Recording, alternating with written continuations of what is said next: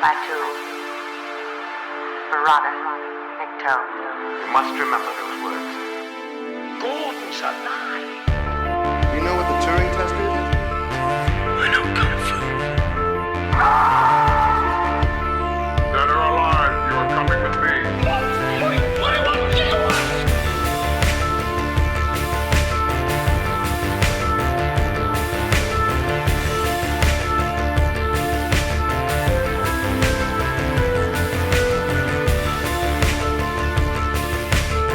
My God, it's full of stars. Ladies and gentlemen, welcome back to Stories Out of Time and Space. I'm your regular host, Scott Weatherly, and as always, I'm with my ace companion, Julian. Julian, how are you doing? You okay? I'm doing all right, but I've shed the leather suit. Yeah. Yeah. How are you doing? I'm not too bad. We're reaching sort of, we get into the end of our classic run on Doctor Who. We're reaching the sort of the seventh Doctor, Sylvester McCoy.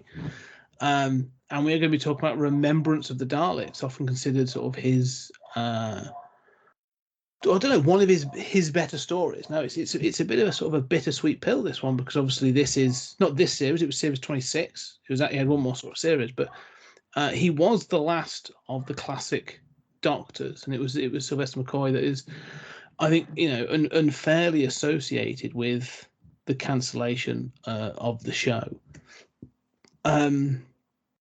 But I have to say, he's also really my first Doctor. Like, I was at this age, just a little bit. I'd seen little bits of previous Doctors and repeats and stuff, but this was the first one where I watched regular.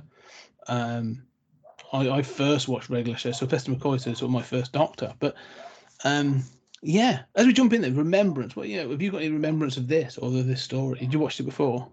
No, I had not seen this before. I think I've seen all of season 24, the first McCoy season, but I had not continued. So this is the first time I've seen it, and this is the final Dalek appearance of the original continuity.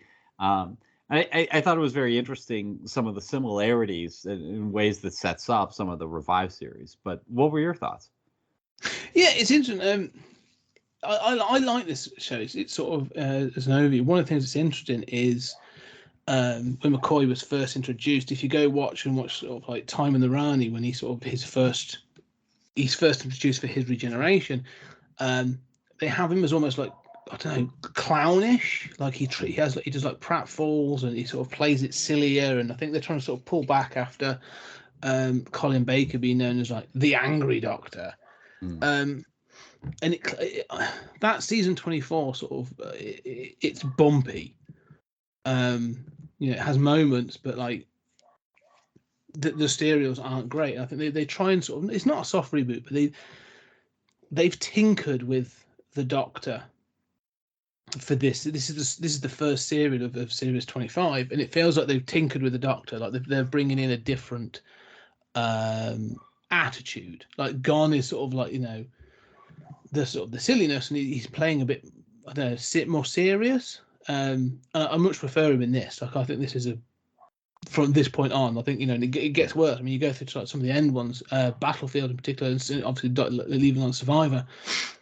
He plays a very sort of a bit darker in the Doctor, which again, as you said, plays into the tone that it was setting for New Who. So I think maybe it's a little bit ahead of its time. I don't know, but I do like this story. Yeah, I think that for me, the best of season 24 is Paradise Towers, the sort of high-rise riff, which is a novel I quite like. But, you're right that this is a darker Doctor. He is brusque. He's still, of course, wearing the Riddler-esque costume. And the sort of thematic stuff that goes back a few Doctors, but he is at other times very brusque. He's also very willing to kill, and he doesn't justify it with the Daleks have murdered countless people. He's just like, no, I'm going to kill them. and it sort of commits genocide at the end yet again.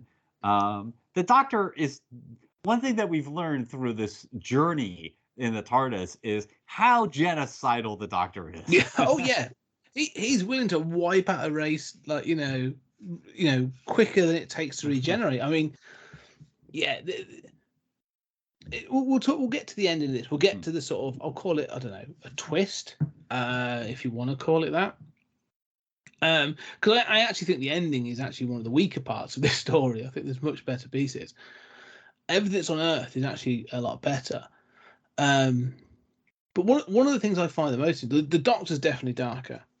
And I think there's some great interesting elements in that, and some sort of, I like one of the things this story does, which I like when they do this in the show, is they hint at what came before. Mm-hmm. So it's sort of like, we were introduced to the Hartnell Doctor, and sort of, but this series, obviously, this series hints at, well, even before that there was things going on, but also Ace acts as a good companion for me.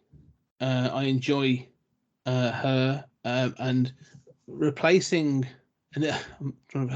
basically I can't stand Bonnie Langford, the previous companion. She never worked for me. It just doesn't work. She just irritates me, and so she just grates on me. So I feel Ace is a much better companion. Yeah, she's more interesting because it also, like, she's clearly sort of like all the companions. We've had companions who do different things. Like Ace is the first one that, like, may or may not be carrying explosives around in her backpack, and the Doctor's fine with that, and you're just like, all right, fair enough. So yeah, and Ace sticks around. Yeah, right through the end of the show. I was taken by the Ace action sequence. In which she dives through a window, and I thought this is quite actiony for Doctor Who. Yeah, well, I say they give Ace some great moments. Like she beats a Dalek up with like an electrified baseball bat. She blows some things up. Yeah, like she, but she has some interesting quieter moments as well. She comes from sort of like the late 80s. That's when she's sort of like, she's supposed to be sort of like this rebellious, older teen from the late 80s. And to go back to 1963, and she sort of stays in that, they're staying in that, I don't know, like what you call it, like a hostel, but like a bit of B&B, like a bed and breakfast, whatever it is, sort of like a bed sit. And she finds the sign in the window later on that says like no colours. Mm-hmm. And her reaction to that is actually kind of sort of like, is interesting. Like at first she wants to confront the woman who runs the house about it, and then she's like, no, I'm just going to go out for a walk. Like I've got to think about this. Like it's quite, it's clearly quite shocking to her. And again, this leans into one of the Doctor Who favourites, Nazism and this idea. So, which we'll address. But no, I do like the elements of this story, how it sort of works. Yeah, and I think that obviously the no colors is, although of course it's spelled wrong with a U, is quite a remarkable moment, and you're right that it plays into the Nazis thing, which is also one of the inspirations for the Daleks, but also into this sort of Dalek civil war of racial impurity, although. It could have, that's a nice moment. It could have been, they could have done more with that, right? Yes. It's sort of a theme in the background rather than, in the foreground. Yeah, that's it. I don't think this is as brave as some of the previous ones have been in addressing or being as upfront until the end. Like you sort of get it a little bit more when you have a British soldier. That sort of betrayal that happens, and him actually sort of saying, well, I agree because I like the ideas. They presented me these ideas and I sort of kind of liked it. But yeah, even we'll get to all this because I think let's go back to the beginning, because the thing is as well, one of the interesting things is some of these ones is, for this in particular, like you never see the TARDIS appear or reappear. They're just sort of they're just there and walking down the street. So Unless I missed it, like there's no particular reason for them to be there. Yeah, they never really arrive. No. They're just sort of there. Yeah, and they're like, oh look, suspicious van, and that's it. Like the story sort of starts, and it's not until they sort of a little bit later that they identify it's 1963, and it sort of unfurls that it's gone full circle because this is the year that obviously Hartnell left, to become the Doctor, sort of thing. So yeah, I was a bit confused by the beginning of this. Like, did they come here for a purpose? Like, does the Doctor know this whole thing with the Omega? The Hand of Omega is going to happen, and he's there to stop it, or I have questions about that. I mean, I know that school, like we've seen that school in the Revive show. It's obviously there in the first episode, which is I think quite a supremely good episode. And it was the setting of that Class spinoff that I haven't seen, so it's a little confusing to me. So, like, you'd think that there would be a line of dialogue saying, "Oh, we're back to where it started," right? Yeah. And I guess we're supposed to know it's 63 because it opens with these quotations, these clips, including of JFK and Martin Luther King, while the Dalek ship is sort of approaching Earth, and that's the entire teaser of the first episode. Which seems to be pretty minimal, but I guess the trick is, oh, hey, we're back where it started. It'd be nice to have that underlined by a line of dialogue, And then even for the Doctor to acknowledge it, like I don't understand why he's taken it there. Like it's never acknowledged. If he was to be like, Ace, yes, this is where sort of like I stayed here, and this is where I sort of first started taking on human companions or something. I don't know, but yeah, and equally, like if you're going to say that, well, you abandoned Susan, and you abandoned your daughter in a Dalek destroyed future, which he at least references. I did like that it's still in continuity. I mean, through the Revive series for what it does for continuity. It's clearly still in continuity. Oh yeah, Earth is going to be destroyed by the Daleks, conquered, and overthrown in the 23rd century. So I did like that. That's clearly still in continuity. But I do wonder about this is it the Hand of Omega? It does seem a little irresponsible of Hartnell to just kind of leave that on Earth.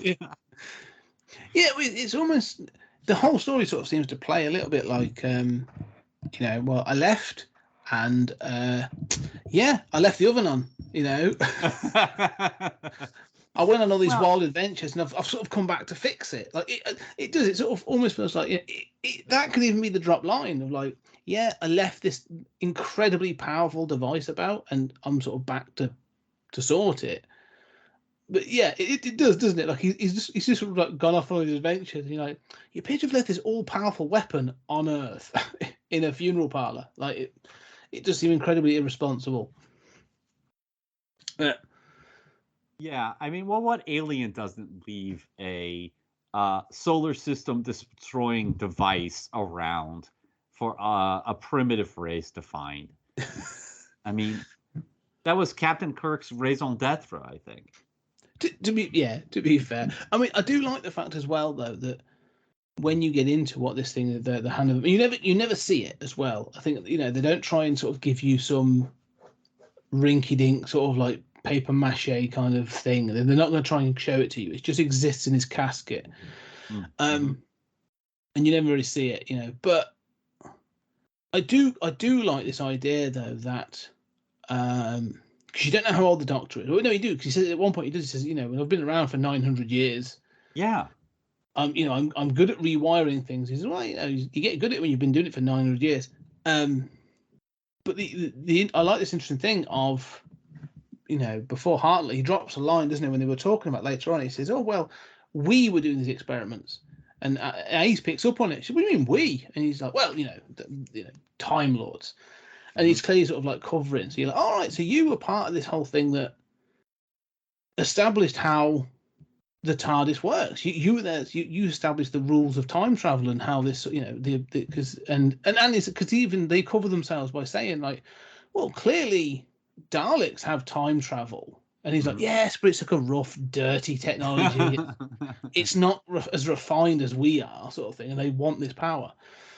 So I kind of like that there is this sort of, almost like an arms race of time travel, and sort of the Time Lords will beat out the Daleks, which obviously then leads to the Time War.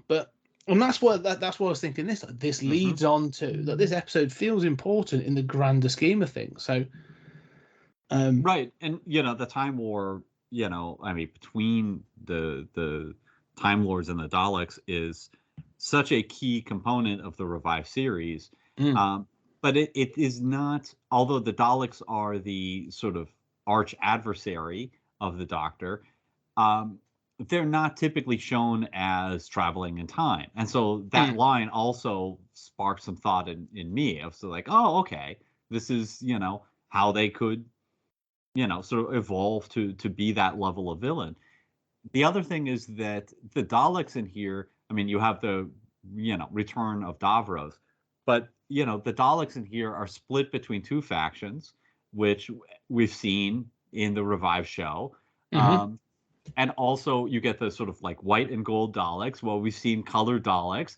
Yeah. You have, we've seen a few sort of like specialist Daleks over the years, but you see far more in here. And it does seem like it's a kind of like you run Batman forward enough and you get Batgirl and you get, like all of these, permutations. It does seem like that inevitably happens with the Daleks. Yeah, I like that it does that, because again, one of the things I think is interesting.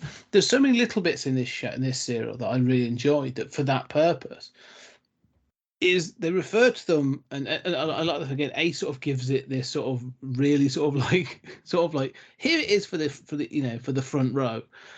It's just like there's a set of blobs. One blobs has become attached with machinery and don't like and so the other blobs don't feel happy about it. So there's a blob war, and you're sort of like, all right, fine, that's literally it, sort of like.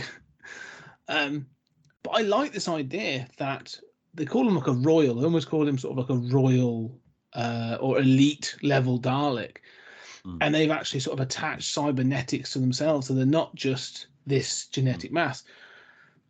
But one of the things I think is interesting, because it's not crystal clear. Because obviously the special effects aren't good, but they've got this transmat. So they've actually got like a teleporter technology. And when the Daleks are appearing, you see the Dalek appearing within. You see like this like two shapes. You see the casing, like the typical Dalek sort of shell in the armor, but there's this thing inside it, this sort of like warped thing, and it's clearly like. It has a head and sort of like, some form of appendages and stuff, but like, almost like in a sitting position. And I was like, that's Ace. Like, I really like that you see this thing inside the Dalek. I don't know what your thoughts were on that. No, I caught on to that too, and I loved it. And it's so brief, but it's one of those shots like when you see the outline of somebody's skeleton as they're electrocuted, where you sort of see inside the Dalek as it's materializing. And yeah, I mean, that did kind of help with the special effects. That obviously during these years you have the sort of like early CGI sequence, the title sequence, which is so cringeworthy now. But and you do have some special effects. Like I thought the coffin was pretty good overall. But the floating coffin thing. Yeah, the floating coffin was pretty good to me. But like the Dalek, you've got a flying Dalek, right? Again, another forerunner of the revived show. I guess this is the first time where a Dalek goes up the stairs. And it's the cliffhanger of the first one. And you just sort of have a red glow on its base. Now, in fairness, the revived show is how many years later? And it's not all that much better at first. Yeah. But, no, I mean, I thought that not only was that so charming, and I love seeing that kind of schematic of a Dalek. I love schematics. I love like in the back of comics where you're like, here's how the Titan's Tower or Avengers headquarters work. I always dig that stuff. And so for me, it's cool. I have too many Starfleet technical manuals, but it's really cool for me to see the inside of a Dalek. even if, and that also I think helps compensate for some of, if you're gonna do a paint on kind of effect, that's a pretty, as you would say, ace, way of handling it. Give viewers something extra. Yeah, it looks good. Like, it's clearly an effect, but it looks good for what they're trying to achieve. But it sets up some of the stuff you're going to get, because you do get sort of to see a little bit more of a Dalek as well. Like there's one later on when they have that battle that they confront, and again, it's sort of it's the payoff to another cliffhanger. Sort of like, Ace is surrounded by these Daleks and she's about to be attacked, and then the Doctor turns up with the military and sort of wipes them out. But when they look inside, like this clawed hand comes out of the royal ones and stuff. And you never fully see inside them, but you see people's reactions again, and they're like, "Look at this!" And they're like, one of them saying, like, "Yeah, I can sort of see that this is an appendage, and there's all these mechanical parts, all these electronic parts attached and stuff." And she's like, "Oh my god, yeah, they've gone sort of like mechanoid or whatever." And that's enough. Like, I don't want to have to look in there, because my imagination of what it looks like inside of a Dalek shell, I don't want it to be, because 88, I think it must be 1988. There was no way they were going to fulfill that. So I like that they don't, and then they get this clawed hand thing that comes out. So it's a little cheesy, but I really like all that. The representation of the Daleks in this, I actually really enjoy. Yeah, it is cheesy. Definitely that hand looks like a little puppet that is being yes, it does. Improperly held from inside by somebody who does not have perfect vision on what he's doing. Having said that, yeah, I mean, you and I both give points for going for it. And I do like that description. That description does sort of seem, there's something eldritch about it.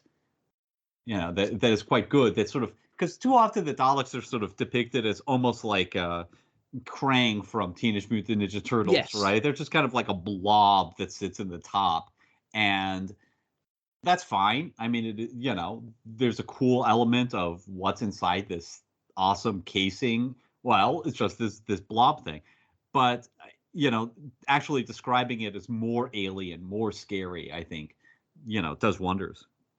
Yeah, and so I like all that, and I do like this idea of the factionism of, as you said, sort of like, you wind it on, you're bound to get this thing, but this factionalism that sort of appears, sort of like you have this elite that are developing themselves with technology, the white and gold, which is a really good look as well. I think it's really striking. And then you have this sort of the grey and black, which are sort of like they're I don't know, pure bloods, which is, they're sort of like, oh, they're not pure enough to be Dalek, and you sort of, and someone makes a really good point of like, but they're mutants, of like, yes, which is an interesting point. In addition, even the pure quote unquote Daleks are, piloting casing suits, right? Like, yeah, they're rocket red, basically. I mean, they're Iron Man, and in most versions they can't breathe. They can't really function outside of that casing. So why are they so angry about others becoming cyborgs? It seems like, all right, well, yeah, we're mutants. We also depend on a techno suit to survive. But God forbid you have any technology in your body.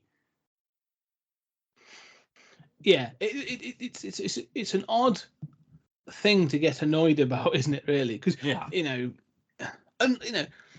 only thing that I thought about as I was watching it, which sort of goes against, maybe it doesn't, this idea of the Daleks, is was it almost, because the ones in the white and gold are almost just like an elite, aren't they? They're treated as sort of like the top of the top. So was it almost like a class thing of, there's these elites that are hogging the biotech or the the cyborg tech, and so you get these others that sort of create this sort of, as you do, sort of like, if we can't have it, we're going to sort of turn against it then and say that it's not pure or whatever.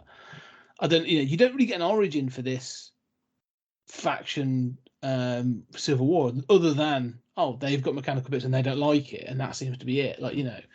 And this is one of the things I think you could now do with Doctor Who. You could now have a bit more of a complex conversation about, well, why are you you could have the Doctor literally ask the question you've just said and go, look, you're just a mutant blob in a case as well. Like, you're one step away from them. Why are you so angry with them?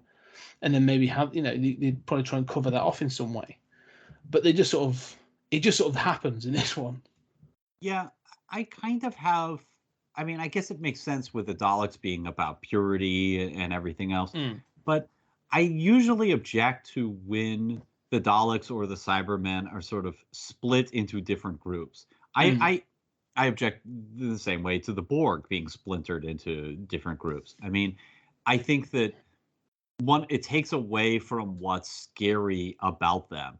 And in all three of those cases, they are sort of Nazi parallels in one way or another, right? What's scary about them is their inhumanity, their blind obedience, their willingness to die, combined with their advanced technology. And their inhumanity is part of what makes them so scary, right? Yes. Yeah. To then say, but they are feuding just like other humans. They can't get their own act together. They're all about obedience. But and that might be realistic, but it does, for me, take away some of the fear about them. And in this case, I'm not sure that you really need that division for the plot. No, because because you quickly learn that they're there. There's a faction there, then there's another faction arrives, and all this other stuff. Like it's a layer in a story, because it turns out that everyone is there for the Hand of Omega. And like you say, you could have just had Daleks turning up and searching for it. However, I think one of the things you do get is that Dalek on Dalek fight in the street. Oh yeah. Which is actually kind of cool. So you do get that, which I think is quite interesting. I mean, you could do the same thing. I mean, with saying that the children that the faction on Earth is using, has some sort of rebelled in some way, and they're still Davros Daleks, but their strategy is to use these children, and then the children are like, you need to rebel against these other Daleks. I mean, you could still get that, but I know what you're saying. The fight is kind of cool. What do you think of the depiction of those children in the helmet and sort of creeping around the whole episode? It's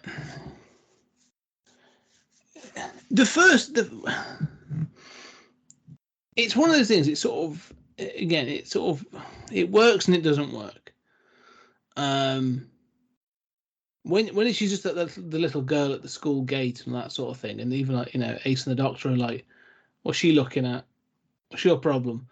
And it sort of builds up to a reveal, and that's the problem when it builds up to the reveal, because you see this sort of chair with this motorcycle helmet on it, painted black, and it's sort of set up to look a dark thing. When it's sort of facing away, I don't know if it'd been happening at that point.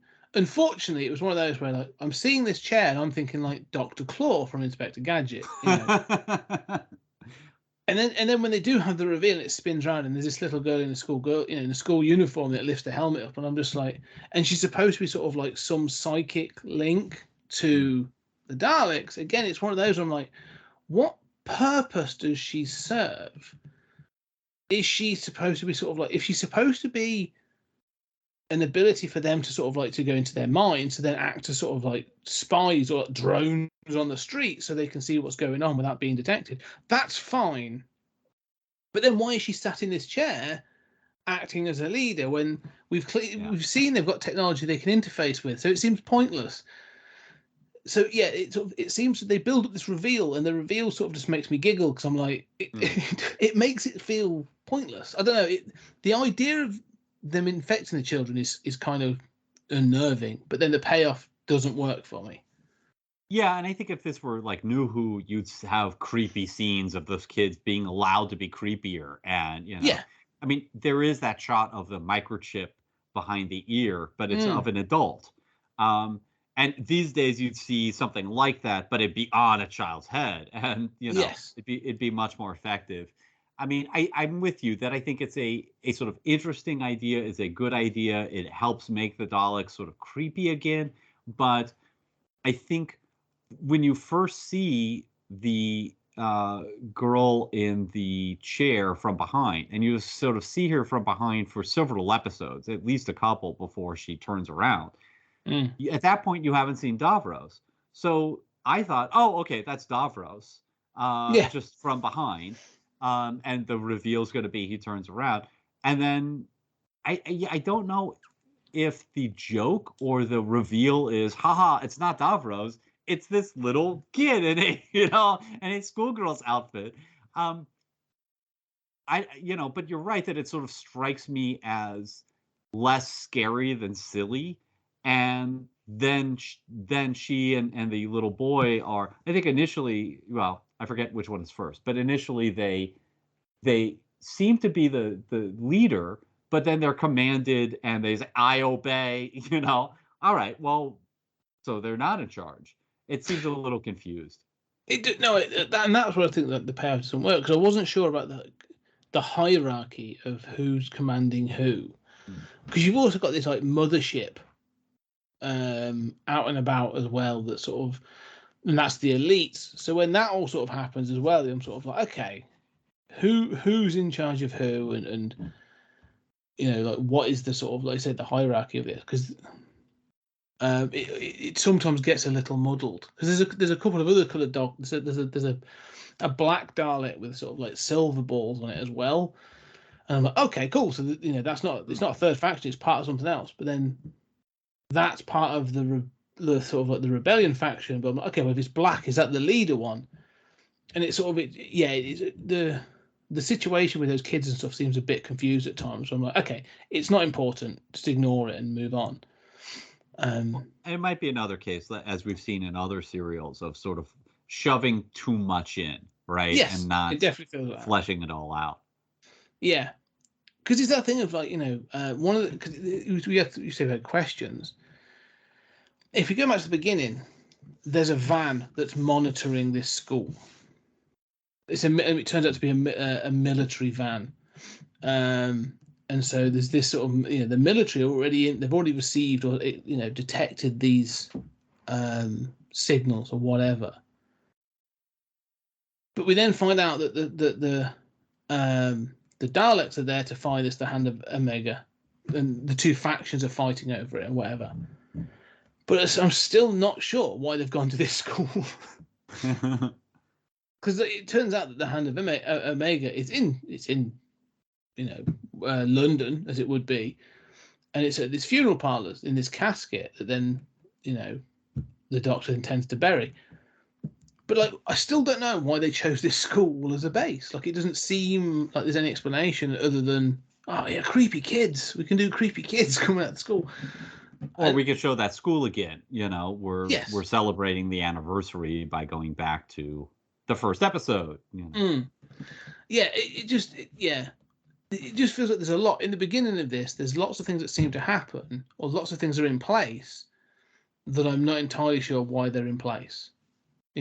Like the military are all involved, and they've got scientists involved, all very, very quickly, because they have these signals or whatever. And I'm like, it seems a bit, they're jumping the gun a little bit on this one. But yeah, I mean, you're right. I hadn't thought about that, but you're right. That is another sort of weird plot hole. Yeah, and it's like a lot of Doctor Who. You just sort of ignore it and go on. Yeah.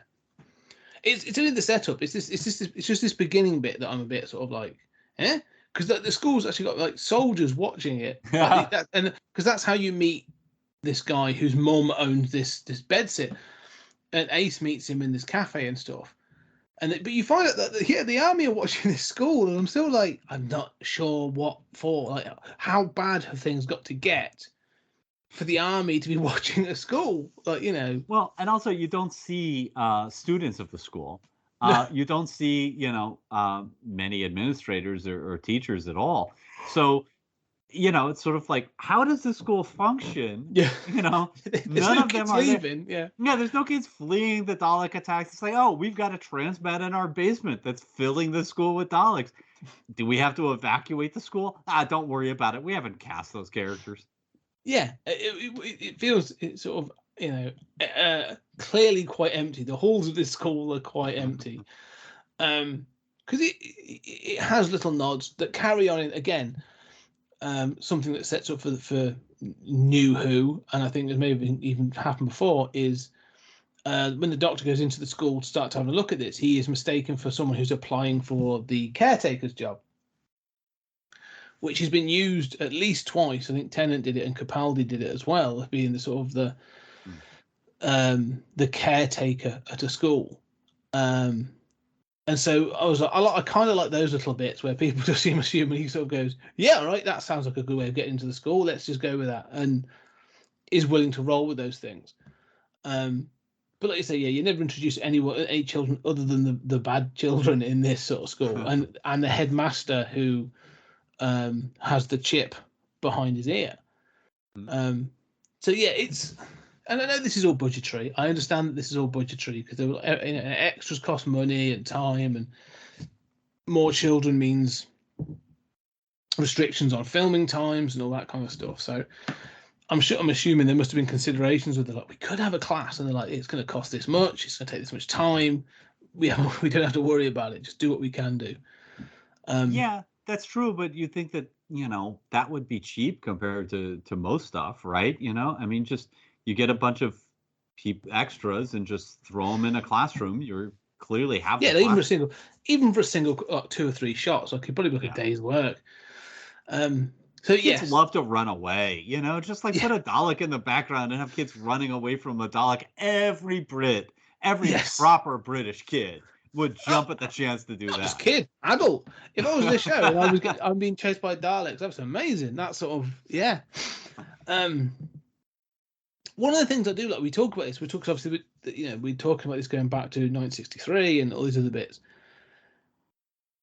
There's a great line when the Ace, and this is one of the reasons I like the Ace is this rebellious sort of companion sort of thing, because she's able to ask certain questions and sort of, she definitely acts as sort of like the viewer's sort of entry point. Because she says, like, well, hang on, I don't remember hearing or reading anything about a Dalek invasion in 1963. And the Doctor says, well, do you remember this or this? And he sort of reels off these other stories that have happened. And he's just like, no. And he's like, well, there you go. Humans have this insane capacity to be able to sort of forget and ignore these fantastical things that have happened. And I kind of like the way he sort of dismisses it and sort of like she's a bit disgruntled, but like it's just look, yeah, this has happened. These other things have happened, and you don't know about them either. So forget about it. I like the way it sort of addresses it. It is. No, it's a good line, and it is a kind of like, I mean, I can imagine that tossed away as a sort of New Who line, with a little bit more panache, maybe, but still, a great way of explaining it. On the other hand, those explanations always make me think of sort of fueling the conspiracy theories, right? Like, oh yes, we could have many invasions of Earth. The military know all about the Loch Ness monster, like there's a million, and they can cover it up effectively. So, I mean, I like it too, but there's a little bell that goes off in my mind at the same time. There's only so much you can tally up before all of a sudden you're like, no, I don't think we can get away with. I mean, New Who tried to address it by saying, actually, everyone does know. Like we've had invasions, we've had spaceships almost crash into London, so on and so forth. Well, that's the Christmas invasion, right? It's just, right. No, eventually the world's going to find out about this. Somebody's going to see it. And I love that. I love that sort of divergence from, it's this weird thing. I was going to say, I was thinking about comic books. I was going to say earlier, Ace is the Jason Todd of Doctor Who companions, the sort of rough and tumble 80s kid. Yes.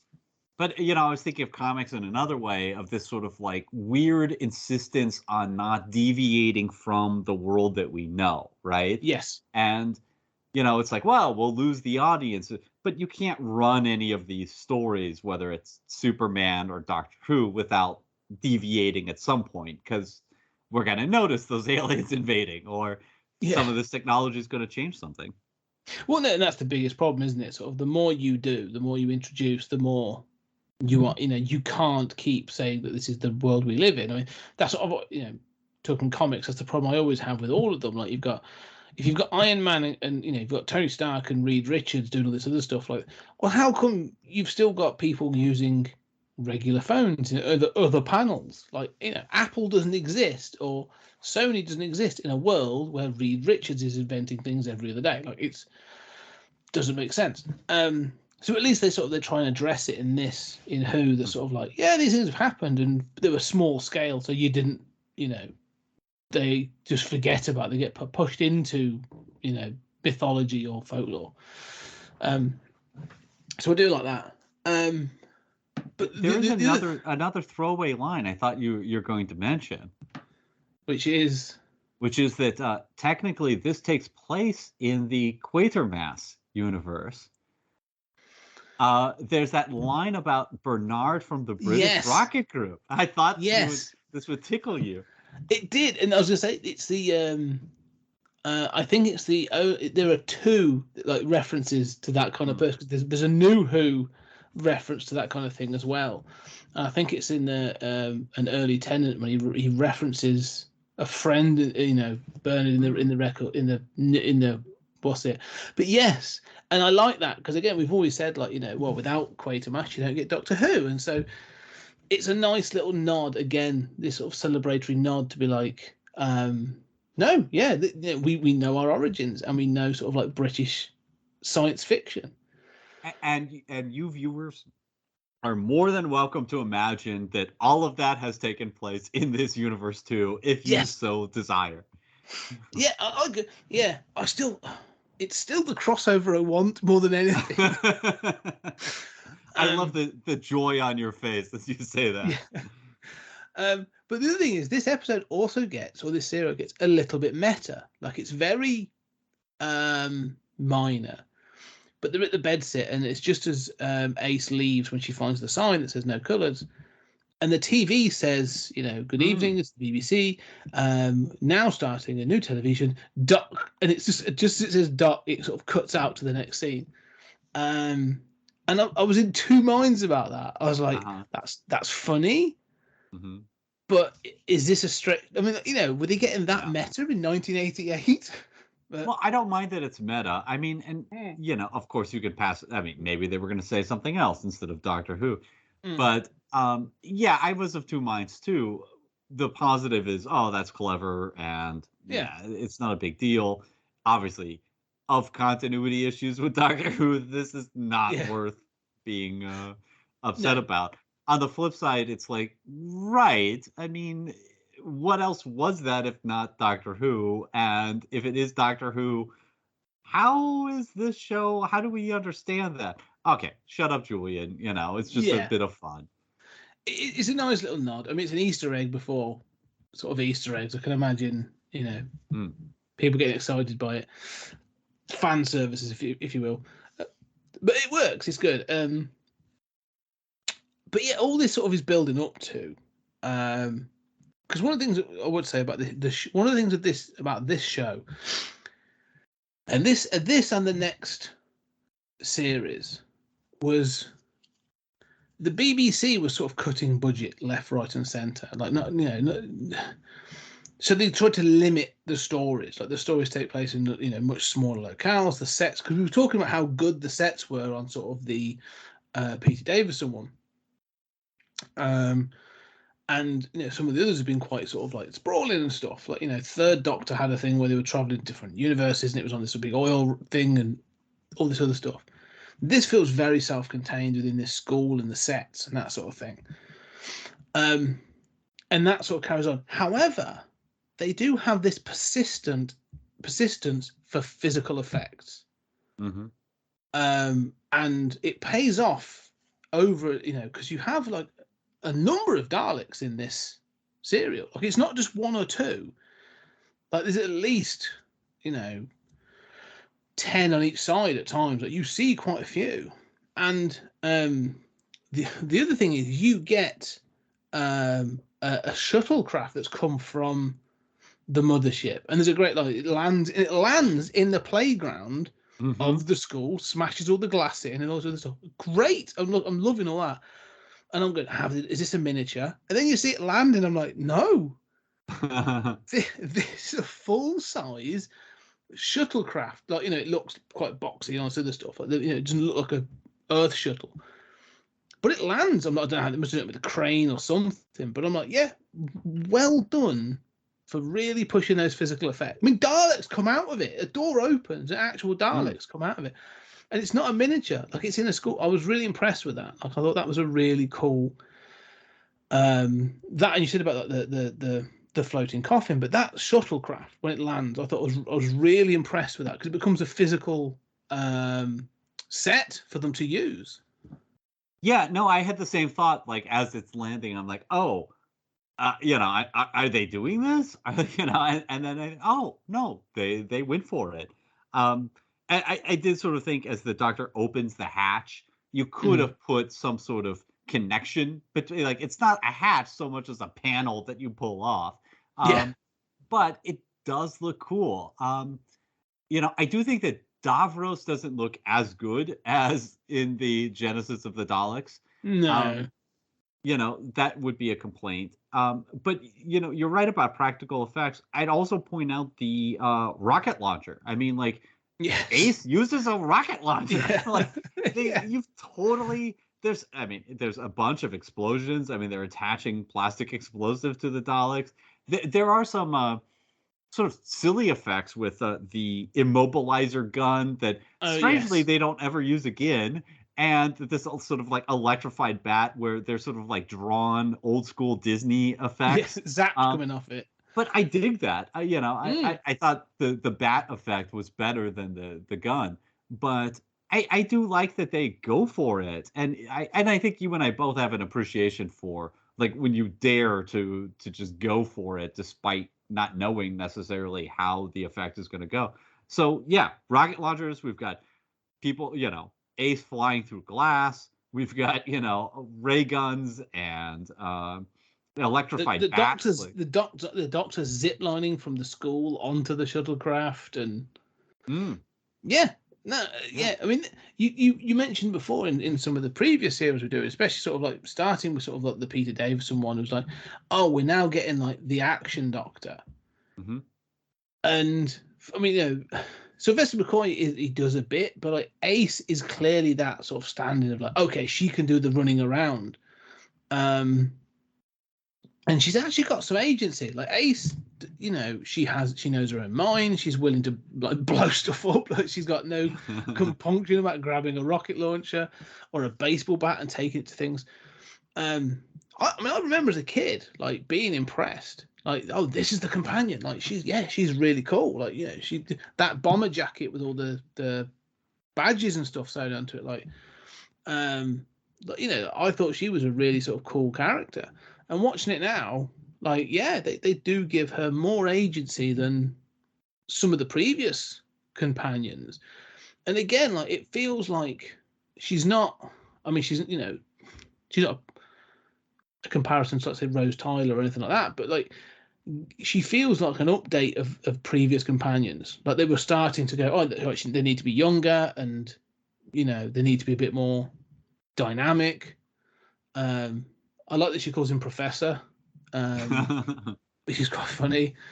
So yeah, this is the action-packed sort of Doctor.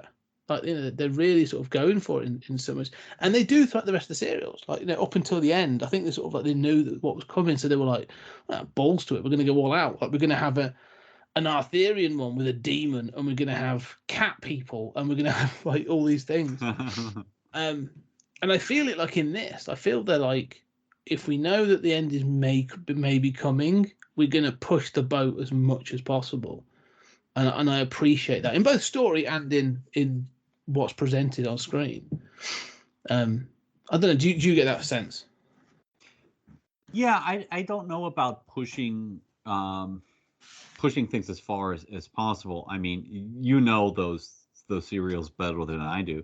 I certainly am aware of the, what's called the Cartmill master plan of these years to sort of infuse the Doctor back with mystery, and I think that you're certainly right about Ace. And, I don't know, I would say even more than agency, she is a fully developed character in a way that the past companions really aren't. And I do like that. I like that she's got a personality, and it's not, yeah, it's a little, I'm the action punk kind of character, but she does seem fleshed out in a way that, even Sarah Jane never felt that fleshed out. She's a full-on person, right?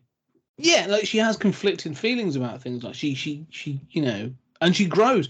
One of the things we'll say that's interesting, because when this ended, and maybe this was more for the wrap up. Obviously, Doctor Who continued beyond the cancellation in other forms. Like there were some books and comics and radio dramas and that sort of thing, which is cost less money, I suppose, so they could do that. But in canon, it's not in canon because obviously Ace, Sarah Aldred, I think her name is coming back for the last episode of Jodie Whittaker's regeneration. But in the books, she went on to work with the Time Lords, and actually sort of went on and developed as more of a character, and so she's been a bit of a fan favorite. So you're right, like she was on an arc. Like she develops, like being with the Doctor allows her to mature and sort of she becomes much more of a sort of an interesting character. So yeah, you say about this infusing of the mystery as well. I want to talk about that in a moment, because I think this is where it starts. Like they've done a bit more. They've tried to rebrand the Doctor, or sort of calibrate the Doctor. But there's this whole thing about his master plan for this serial. So he's trying to stop the Daleks from having the Hand of Omega. And then it's this whole thing, and then later on he admits it's all a distraction for some of the purpose. And then I'm like, but I don't understand his plan, is what it boils down to. Because again, it seems needlessly complicated. Like if you'd have just told everybody what your actual plan was. Yeah, like, I mean, and I guess the whole point of like I really dig the burying of the Hand of Omega in the cemetery. Like that's getting quite a blind cool. Priest, making sure the priest was blind. That was a great touch.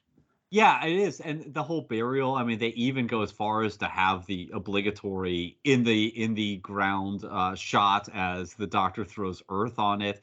There's nobody inside, but he's going through the motions for that priest. So I mean, they take a bit of time, and it's fascinating seeing this levitating coffin. I do wonder, are there no witnesses to this? Sure, you've got a blind priest, but usually there are people around. Just two people walking past like the church, being like, "What is that? What the hell is going on?"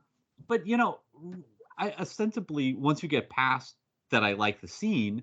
I guess the idea is that the Doctor has, moved the Hand of Omega so that the Daleks won't get their hands on it, so to speak, or their plungers on it. But then, once you bury it, his real goal was for them to get it because he's rigged it to, cause Dalek genocide. Yeah. To sort of, it boils down to he reversed the polarity. Yes. And that's what it boils down to. Yeah.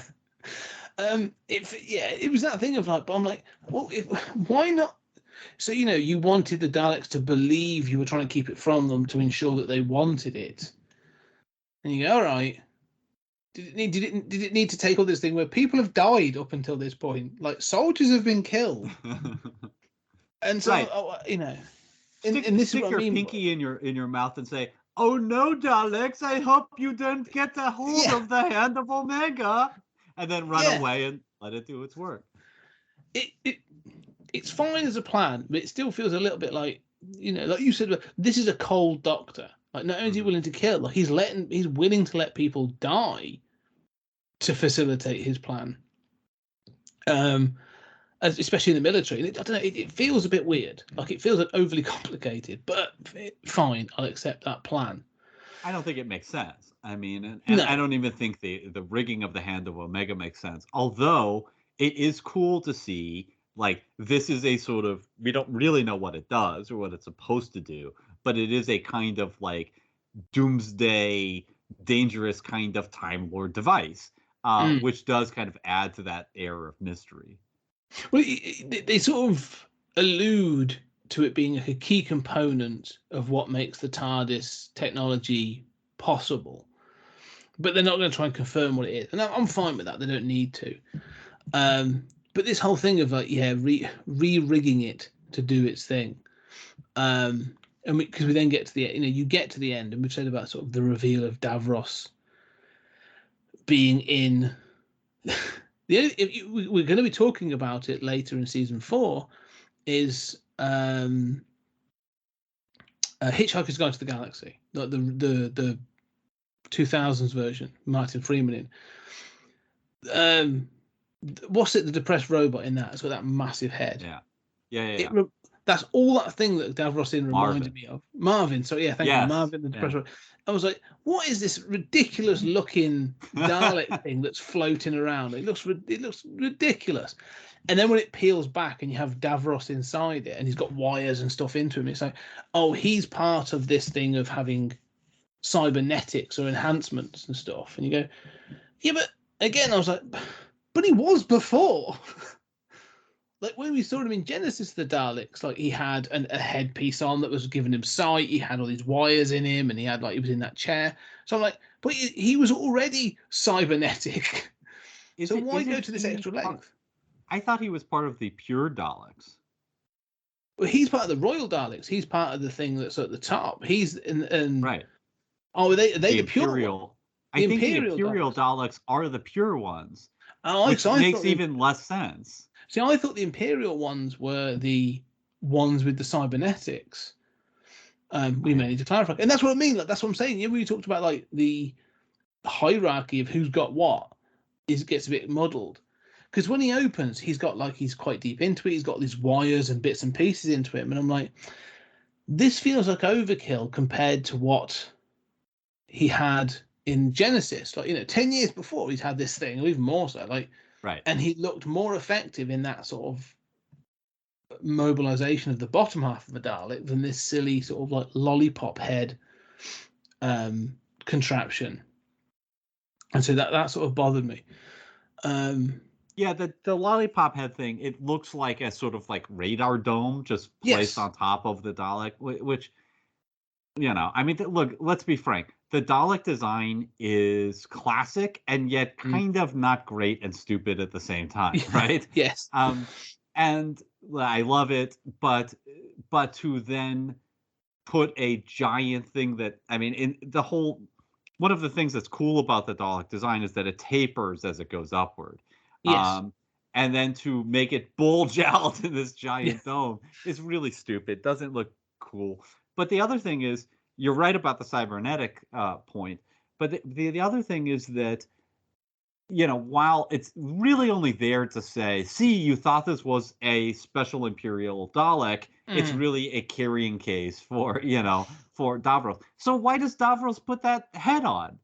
And if Davros was already in a sort of like futuristic wheelchair, why is he now sitting inside a Dalek case?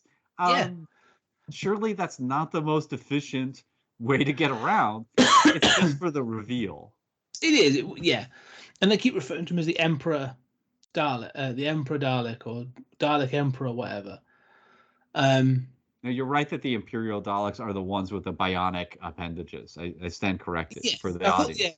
Yeah. So that's so that was the thing. So the breakaway faction is like, you've gone too far or whatever.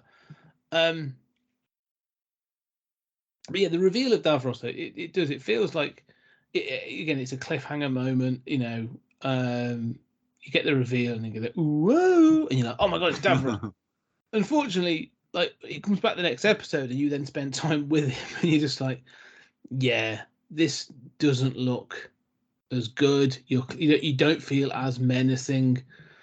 However, like you said, the one thing it does is they get the hand of Omega, and then there's this sort of confrontation over Skype between the Doctor and Davros, where they have this conversation, and the Doctor sort of, and this goes back to that thing about the genocidal Doctor, like the Doctor, I don't know, he basically has a go at Davros, And they have this sort of conversation about whatever purity and about sort of development and blah blah. But it ends with the Davros fires the weapon to try and destroy Gallifrey. And so, I mean, I was then like, okay, so what does this thing do? And this is the problem. Like, we've tried to keep it a mystery up until now, but now all of a sudden, like, it can destroy a planet like millions of light years away. So I'm like, okay, so what does this thing do? I need to know how this is a weapon now. Like, you know, because it's not like, oh, we've created a dirty bomb. Like, it's not like we're going to lay this on the planet. It's going to destroy it at a time. Like, I have fired this weapon. Well, we've talked about how this influenced future Doctor Who stuff. I mean, this is clearly an influence on the Marvel Cinematic Universe in that the hand of Omega does whatever the hell the writer wants it to do at that specific time. Yeah, it is. It's totally a MacGuffin. Like, it seems to just do anything they want. Because he fires it, it goes off, and then it's sort of like it comes back on itself. Like, it boomerangs back, and it's going off to Skaro. And you know, and then you get Davros saying like, "You have tricked me," and the Doctor's like, "No, you tricked yourself." And I'm like, "No, like, yes. you did trick him, Doctor. Like, you can't justify this by saying, you know, you've brought about your own doom. No, you have killed them." Yeah, I mean, I think the idea is, you know, I get the point, which is like, he's ready to commit genocide against the Time Lords, and it's this sort of like, well, you've pulled the trigger on your own destruction. Yeah, but you know, somebody else has still set that trigger to fire at the person who's holding the gun, right? So the Doctor sort of weasels out of responsibility there. Yeah, it's one of those odd ones. Like, you see this they've done this before when they want to try and keep the hero's hands as clean as possible, and they'll be like some kind of sideways step to make sure that they're not really responsible for killing the baddie or whatever. But this feels like it's with intent. Like, you can't tell me he's a mastermind, you know, a manipulator, and then try and sidestep responsibility. Mm-hmm. You've either manipulated the situation to happen, and therefore it has happened, and your plan has been successful, in which case it was your intent all along, in which case it's your fault, or you didn't, and therefore it's their fault. You know, like, he doesn't give them an ultimatum. He doesn't sort of say, yeah, do you trust the technology to do what you think it's going to do? You know, I'm giving you a last chance here, Davros, like, step off. He just lets it happen. Yeah, and that would help a lot, is, you know, if we got that kind of dialogue, because it's not even clear, as you point out, what the Doctor's plan really is. No. It does seem to be just let Davros get a hold of what he wants to get a hold of. Well, you know, there are easy ways of doing that, and rig it so that it will backfire or not do what he thinks, which there's never any discussion of, well, we've inspected this. You know, it's not been tampered with. There's never any discussion of any of this. And so it just all sort of happens. And you're right that even the Doctor alluding to his plan, taking accountability, and then giving Davros the choice, like, are you sure you want to destroy my entire species? You know, giving him that out would, you know, the Doctor would still be a genocidal maniac, but at least a genocidal maniac who gave somebody an out. Yeah, and I think, you know, it just needs that thing of, because basically he just sits back and lets it happen. So, but the other thing that sort of, as you say, this is the last appearance of the Daleks for the classic series. So as far as that's concerned, they're done for. This is them destroyed. But obviously they come back in future episodes, and this is one of the things I know it has to happen, and it keeps happening.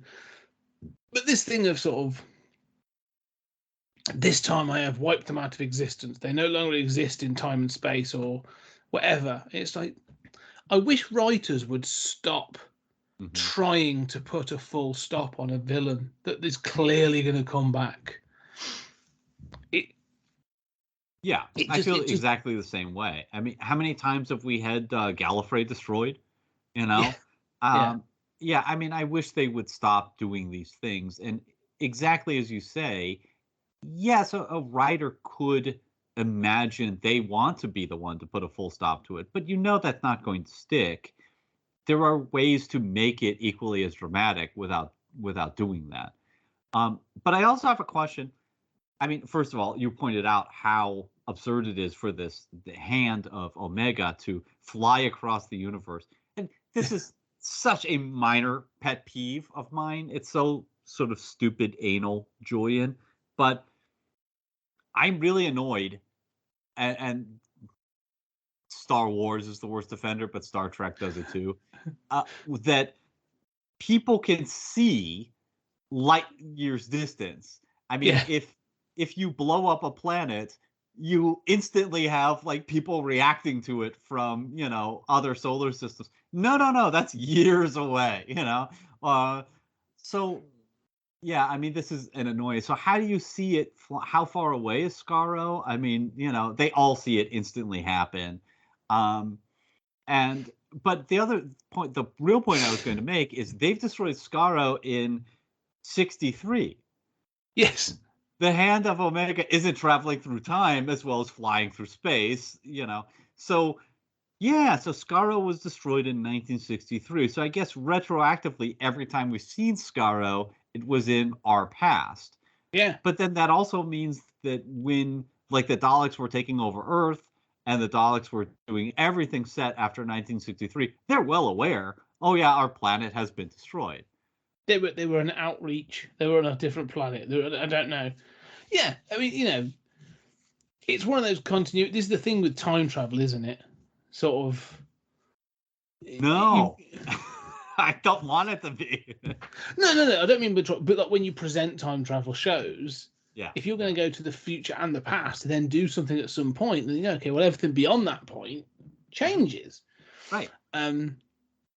And so, yeah, like you say, the Daleks, because you said the Doctor even acknowledges at some point that the invasion of the 23rd century is still going to happen, or at least it's happened, will happen. But like, you're like, okay, but then you've destroyed Skaro, so where are those Daleks coming from? Like, okay, you can make up headcanon excuses for that, like, they were off planet or whatever. Sure. Right, or they just didn't mention you are the one who destroyed our home world, and I mean, like that's the stuff that New Who does at its best, right? Where you see stuff out of sequence, right? With Moffat and stuff, but you can get around it, but still. It does feel clumsy. But I think one of the points about this show at this point is you're not supposed to care.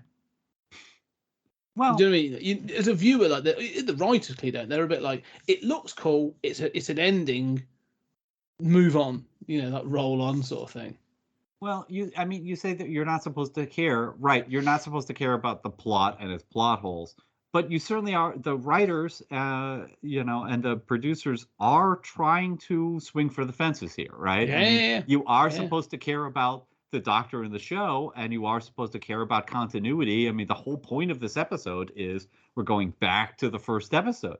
It's the 25th anniversary. I mean, there are all these references to the past Dalek episodes. So you are supposed to care about continuity, but, and you are supposed to care about all of this, but we're maybe not quite on that level yet. Yeah. It's supposed to be sort of gentle nods rather than fixed continuity. Again, I mean, there could be this hand of Omega. They don't really say what it does, but it's integral to time travel. That's the point. Like, it's a major thing. It's an integral part of time travel. So even these are things where it could have. You could solve this with some nice little dialogue of, saying, actually, we know exactly how far away Skaro is from Earth.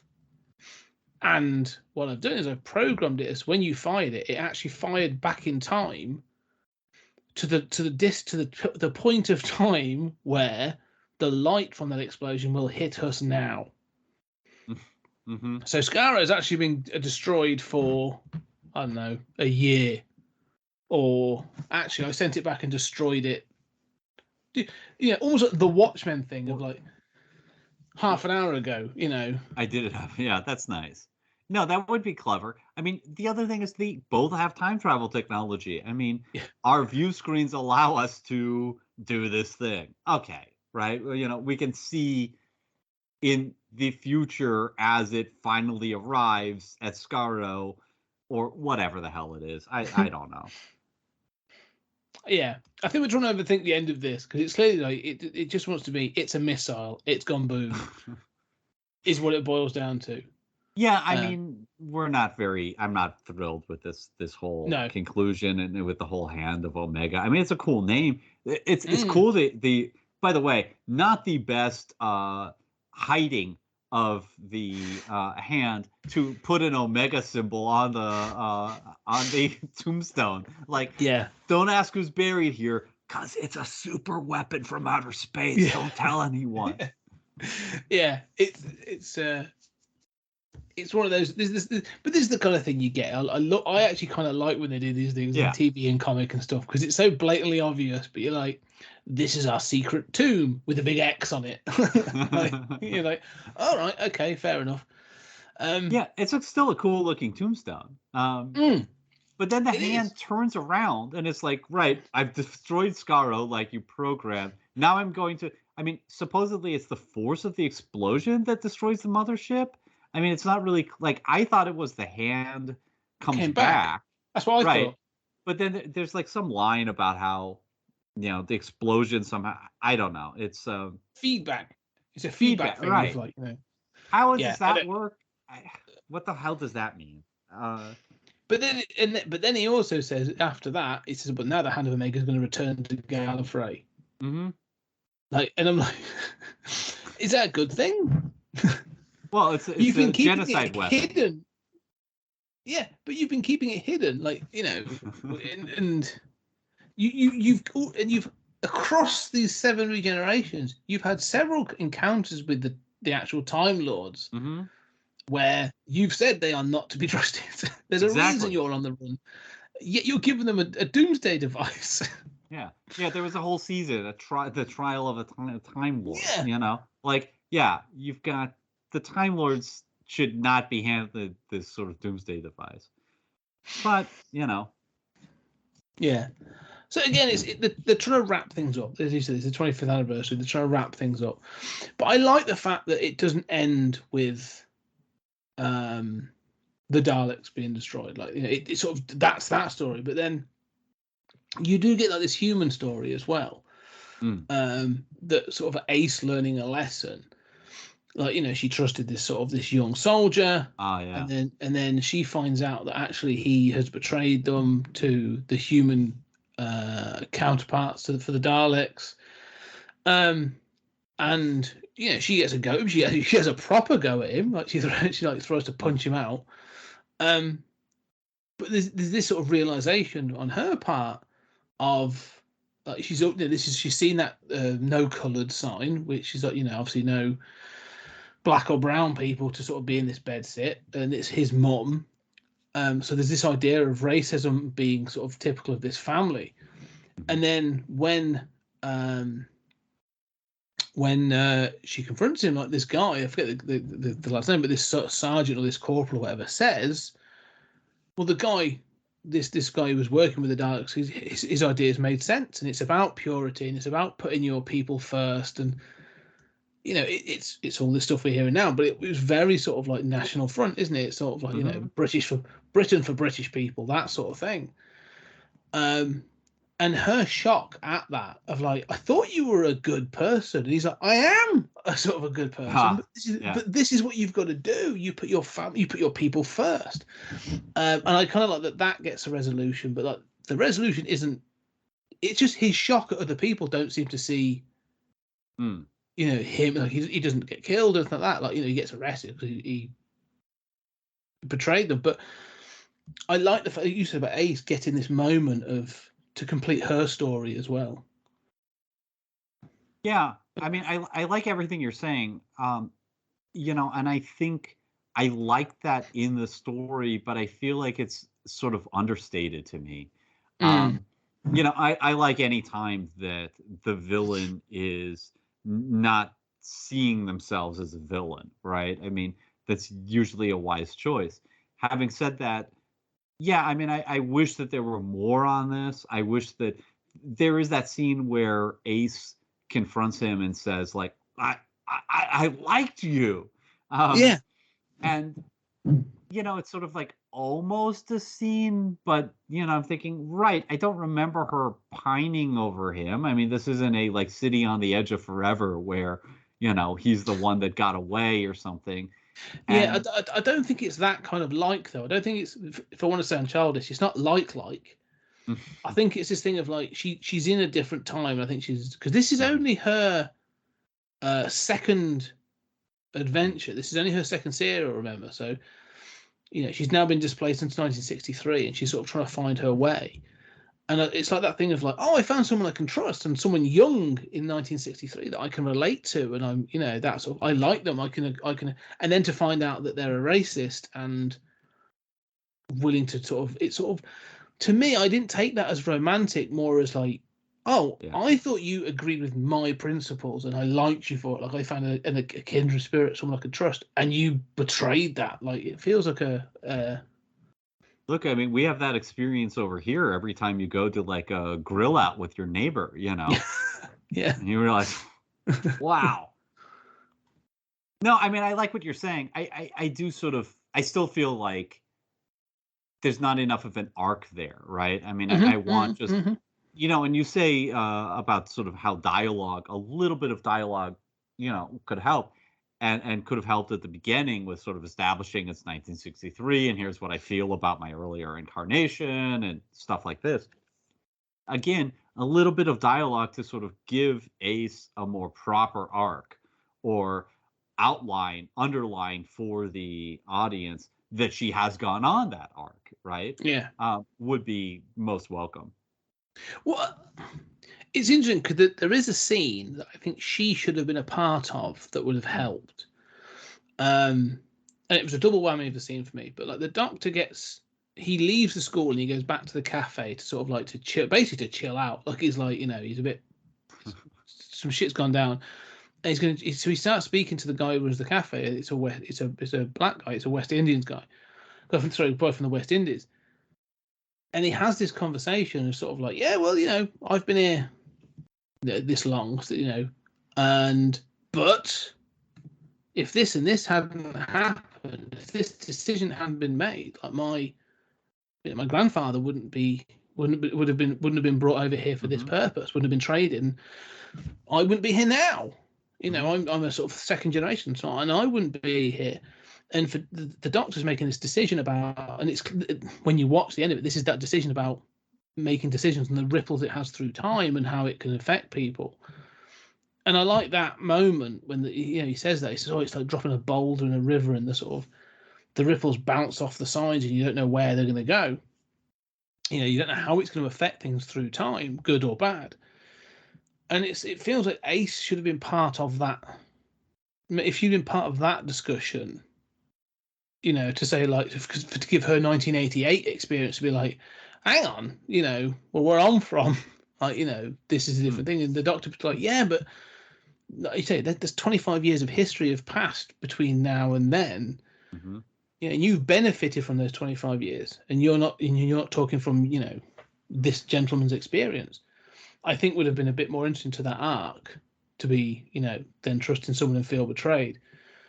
Well, I can't like that they have that discussion. No, I like that discussion too. I mean, it's problematic, right? Because it shows the doctor's sympathy, but it also it shows the sense of historical contingency that I'm always preoccupied with. The way in which like Gayatri Spivak has talked about how you can be Indian and resent colonization and at the same time enjoy tea, and go to Christian church and think, right, we all have sort of conflicted identities, and at the same time, obviously there are people who, at least over here, would say, right. So, you're welcome for bringing you to the United States. And it's like, yeah, well, we didn't have a choice in the matter, and my ancestors weren't very happy. But yeah, I think you're right, and I think that New Who. I was thinking of like the genius of the Rosa episode with Whitaker could do this, Yes. but that was way too ambitious for 88. It does strike me as strange. I'm used to seeing things in that context as an American. Were there even no colored signs in 1963 Britain? Yeah, definitely. Yeah. No, one of the things we've talked about before, and off air we've talked about a couple of times. In recent times, we've had the Windrush scandal in this country. And one of the things we did is obviously we, up until recently, they asked that part of the West Indies, the Caribbean and stuff are all still part of the Commonwealth, which means in some part they were part of an empire at some point. Then we basically changed the name. We changed the badge over the top. Instead of empire, now it says Commonwealth. And so we brought in couples, young men and young women from the West Indies post World War II to fulfill the labour market. Men and women didn't come home. So, all right, well, let's tap into this. We'll bring them over. And that wasn't just from the West Indies. It was from India and Pakistan as well. And so this is what happened. And so we got this flood of, I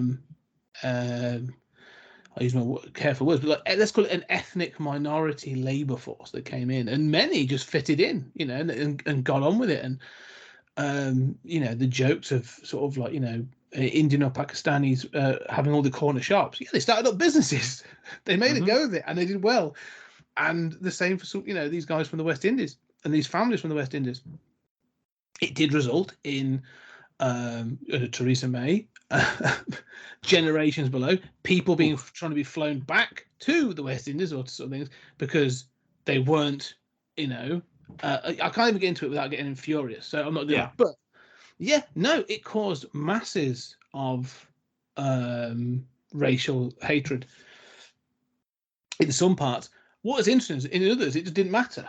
So it's almost like a regional thing. Like you'll see it in we had ghettoization in Britain, and it's still evident to this day. Yeah. I was right, and racially divided areas. Yeah, much like you go to New York and you get sort of like they call it Little China or sort of Little Italy or whatever. When I was born and raised in Coventry, we had the area of Fossil, and Fossil was known as, and still is known as, sort of the Asian community of the city. And so even if you'd go there today, if you were to go on the Fossil Road, which is a very very long main road, you will find that sort of like there are material shops on there for sort of like for saris and for the for Asian and wear. You get Asian sweet shops and some excellent curry houses, all those kinds of things. That's the Asian part of town. But that happened from this sort of time period when this sort of happened, and there was a great resentment. The National Front came out of this era. I mean, if you watch a great representation of this, another sci-fi show that's semi-linked is Life on Mars. Show Life on Mars with again John Sim, who obviously went on to become the Master, and the great Philip Glenister. When Sam Tyler gets sent back to 1973, it's 10 sort of like 10-20 years since these things have happened, but it was still happening in the 70s, like National Front, and this is to put things in historical context, not to excuse.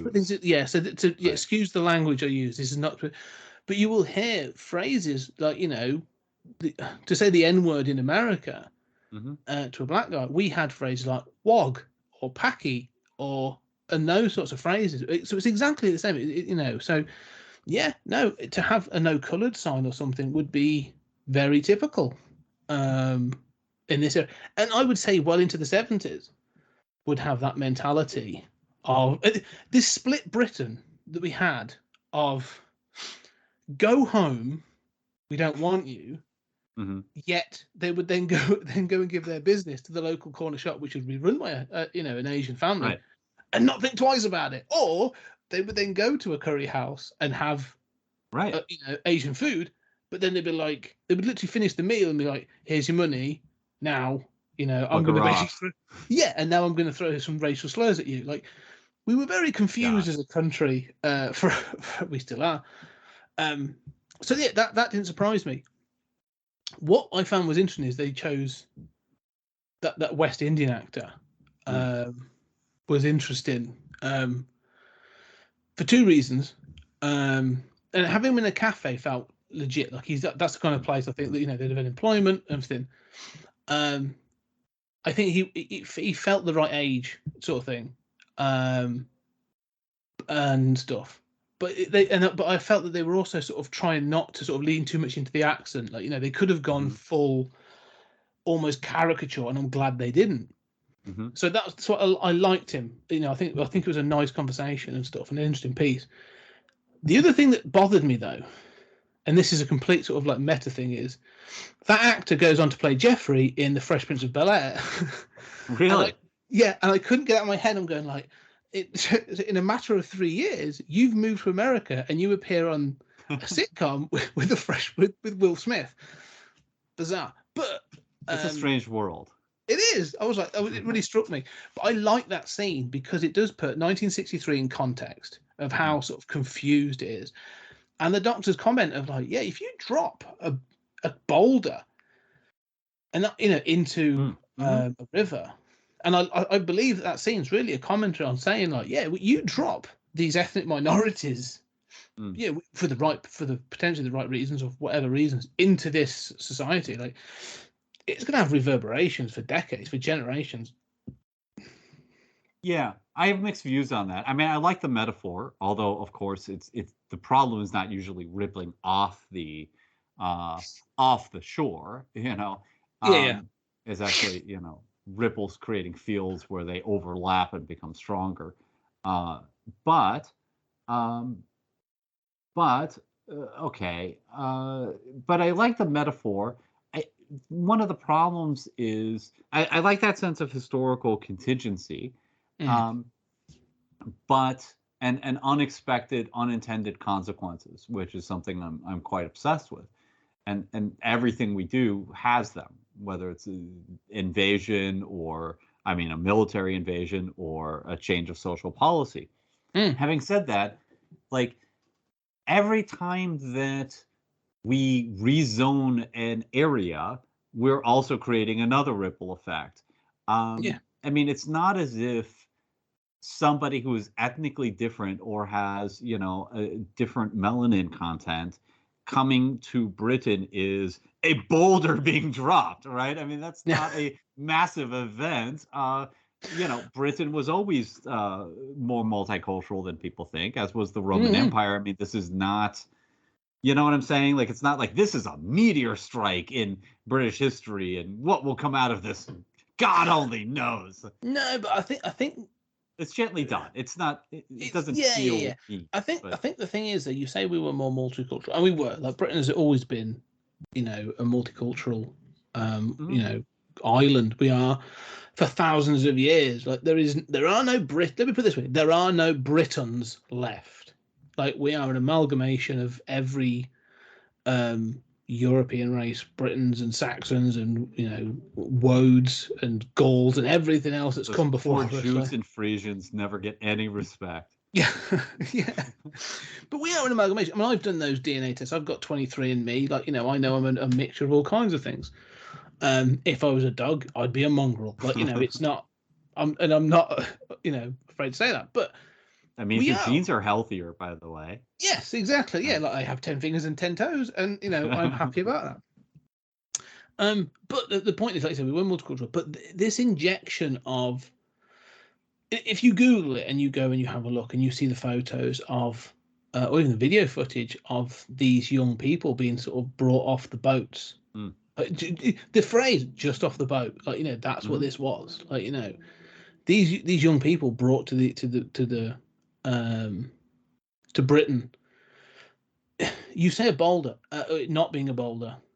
In post-war Britain, it was, because I feel like it was a double whammy, because we were just coming out of the war, we were still recovering in the 50s, and it was a choice to inject this thing. And so for the working class in particular, it was a shock to have this additional workforce being pumped into the system.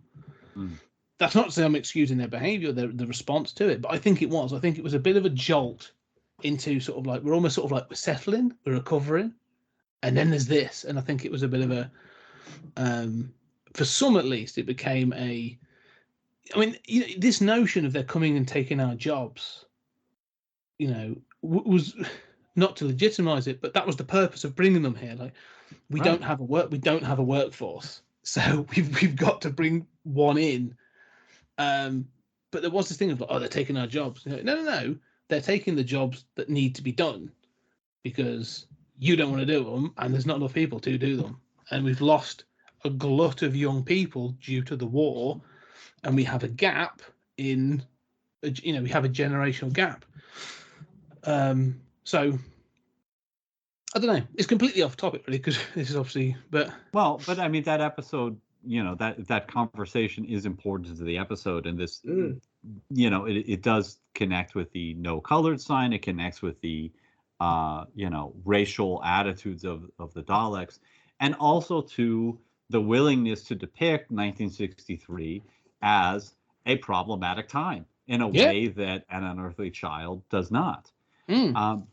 And, you know, for the record, I mean, France experienced a similar thing, as, you know, some people still use, you know, l'Arabe du coin, you know, the corner Arab to mean the you know, the corner Pakistani store, right? It would be the equivalent. You know, it's hard as an American to fully understand these things because, of course, I mean, we had a racial immigration policy that was finally ended, you know, later than 63. It was in that era. But you know, I think it was under Johnson. But you know, obviously we had our own and have our own troubled racial history. But you know, it's more, you know, obviously it's very different, right? I mean, this is not, you know, people being imported for labor. I suppose the equivalent would be, you know, Hispanic labor being imported from Mexico and from Latin America, and then, oh, they're taking our jobs sort of thing. But as you say, there is this cognitive dissonance, right? I'm enjoying this food. I'm enjoying this culture, you know. Cinco de Mayo, let's go out and celebrate, you know. I love my kid's soccer coach who's a Hispanic, you know. I've got lots of friends. We hang out at the water cooler. And then, you know, I'm going to vote to build a wall and deport people. There is this odd kind of cognitive dissonance. It is, but it's important to have those moments, even if they're in 1988, even if they're a brief scene with that cafe worker. Yeah, and I think it speaks to we talk about having come a long way. You know, we say this thing about, oh, we've come a long way and stuff, and I think in many ways we have. Like, there are freedoms for people, and people are recognized now that would never be recognized in 1988. However, Ace seems more liberal and more sort of like, you know, we talk about Gen Z and all this other stuff, like, you know, sort of being, oh, well, you know, they're really sort of progressives. That's like, Ace seems incredibly progressive. Like, she's open, like, you know, she doesn't care about, like, race seems to be sort of, the fact she's shocked by the no coloured sign and this whole sort of thing shocks her. Like, she, you know, she's really unhappy about it. Like, there's a part of me that sort of thinks, obviously, that, you know, I think that at least then the BBC was probably more liberal than it is now. But there's this depiction of Ace, of at least of sort of trying to depict modern 1988. It's this thing you said about before. You said about, well, the Unearthly Child doesn't depict 1963 as a problematic era. Mm-hmm. Yeah, well, Remembrance of the Daleks doesn't really want to depict 1988 as a problematic era either, because the representation of 1988 is Ace, and she's going like, well, this is shocking, and we would never do this and all this other stuff. Yet we're willing to show 25 years previous being problematic. Yet, if you were to look at 1988, you know, I mean, Yeah. oh, we've come this way. If you, in retrospect, and look back at 1988, you'd be like, right, well, you know, the National Front is beating people in the streets. Yeah, literally, Yeah. there'd be NF graffiti in places with swastikas. The AIDS epidemic was still running rife, and people were sort of terrified of what that would mean for the, you know, but not just within the gay community, but within the wider community, you know, for your sort of sexual liberation, blah blah blah. Like, it's interesting that they've tried to sort of show Ace in this way. Look, she's clearly more progressive than 63. But watching it from 1922 back, you can still sort of go, yeah, but, you know, I'd like to see what Ace would make of 2022. And we may get to see that. Yeah, well, quite true. I love this point that you're making about how, you know, it's like it takes a certain degree of courage to say, yeah, 1963 is, you know, wasn't as perfect as they represented back in 1963 on the BBC. On the flip side, not being willing to or courageous enough to question the present day. And I'm reminded of how we do the same thing, you know, how easy it is. So many people will say, oh, there have been historic wrongs against Black people. And, you know, however, I don't see any of that today, right? Yeah. There's this little of like, we can congratulate ourselves and pat ourselves on the back for recognizing the injustices of the past. Having said that, I also want to point out that, you know, we are very old, my friend. Consider this is 25 years earlier. Like, the equivalent is, if this happened today, we're going to travel back in time to the age-old culture of 1998. Yeah. Yeah. This was, again, like, I've seen it as a meme that people have pointed out, like, if Back to Future was done today, like, Marty goes back to 1992, and you're like, no, that's wrong. Can't be right. I can't agree with that. So yeah, I mean, the 25 years isn't as long as you know, we think, really, in historical terms. You know, it's a blip on a historical calendar. So yeah, I mean, yeah, 25 years after this would have been, like I said, early 2000s. So we you know, we have come on, but yeah, things get better. But, you know, I mean, one of the things that science fiction often gets wrong is this idea of a culture changing overnight. And the reality is, once in a while, there's an issue that kind of flips overnight, but it doesn't mean everyone goes along for the ride. I mean, gay marriage flipped like that. But, you know, there are still places where, you know, homosexuals, queer people, certainly trans people are being routinely killed. You know, just because the culture as a whole has kind of flipped doesn't mean everyone goes along. And so your point is well made. And I think it's important to understand. I mean, this is also important to understand as we live our lives that, and this is kind of the point of the whole ripple effect, and also the final line of sort of time will tell, that, yeah, these changes take time. Well, before, because you're right about time will tell. The one thing that struck me, that last line as well, and I wanted to sort of get to this, because this episode's about consequences and time will tell. And one of the things I've said repeatedly through this classic Who retrospective has been, I want the Doctor to go back to, you know, the macro terror, the colony, see what happened there. I want him to go back and face up to the consequences of this, and this. Like, we've gone through those different things. You know, let's face. What was it? It was the macro terror. Then it was what was the other one? I forget which one it was. There was a couple we've done where I was like, okay, well, was it Varos? Vengeance on Varos. Yeah.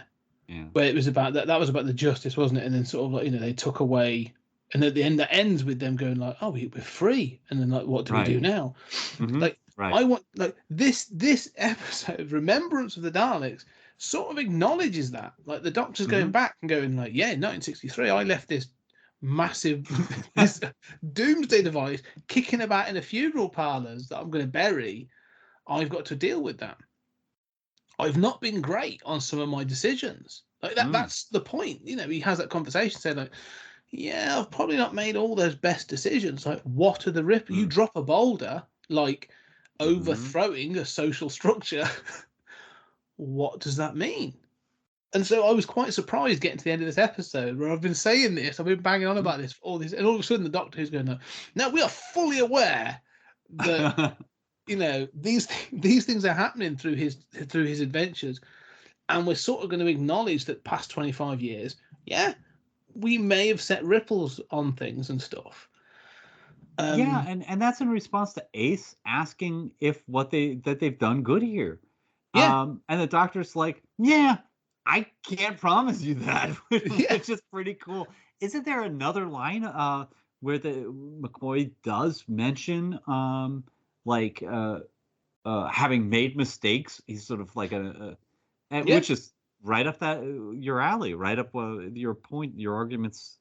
But and he does. I think it's earlier in this in the final episode. He says about like, I've made mistakes in the past, like we all do, and I'm sitting there going like, wow, like they are literally addressing the things that we have pointed out. Like I'm not saying that the writers have sat and looked at the shows and gone to the level that we have, but there's clearly almost like this acknowledgement of like, we're not perfect, and I like that thing of, as you say, like time will tell. But I want to see that time does tell. Like I want that to be that thing. I want that. I almost want it to be. Now I think this is your life. Yeah, welcome. Almost. But now I almost want it to be the Seventh Doctor that has to deal with that. Like what happened between is it Delta and the Bannerman? I'm just going to double check. Survival is the last. No, between the last there you go. Dragonfire. Sorry, Dragonfire was the last serial of season 24. Right. What happened between Dragonfire and Remembrance of the Daleks? That as the Doctor's changed, because they've recalibrated for TV. But like, I'm going to give headcanon, like and he's now coming back and going like, I've got to be a bit more sort of structured in the way I'm thinking. I've got to be more sort of like manipulative. There are grander plans in place. And then this acknowledgement of saying like, we don't always get it right. All right, what happened between those two serials for him to change? Maybe like that, this episode or this story that I'm thinking about is what happened, Yeah, there needs to be like an animated episode between those two seasons in which the Doctor kind of has to deal with at least one consequence from his past. Yeah. You sort of see early Ace, right, kind of evolving, but you see the Doctor, and then the episode ends with an excuse to go back to where it all began, or there's maybe that animated episode even deals with something related to the Hand of Omega, and the Doctor's like, right, you know what, since I'm addressing what I've left unfinished, I left a doomsday device in 1960. Yeah, I left the oven on. Oh, I better go deal with that. Yeah. That's it. I think that would be a perfect episode. It would be ending with this thing of like even if he's confronted by this guy called Omega, like they don't say Omega, they say Omega or whatever. They sort of they say it funny to try and sort of like give it a bit of a sci-fi pizzazz. Whoever this person is that named it and that worked with the Doctor, like him saying, confronting and sort of saying like, we have unknown consequences through time and space and whatever. And the Doctor going like, yeah, okay. After going through this tale, I bet I should really go back and not leave this solar system destroying device kicking around South London. It feels like there's a gap, doesn't there? Like, and I think it would be cool to see that sort of filled. I mean, you could even have the Hand of Omega back on with the Time Lords on Gallifrey, in that, and you're like, right, how did it get here? Yeah. I'm forced to confront my past, and then that helps, clear up at least a little bit some of the time stuff.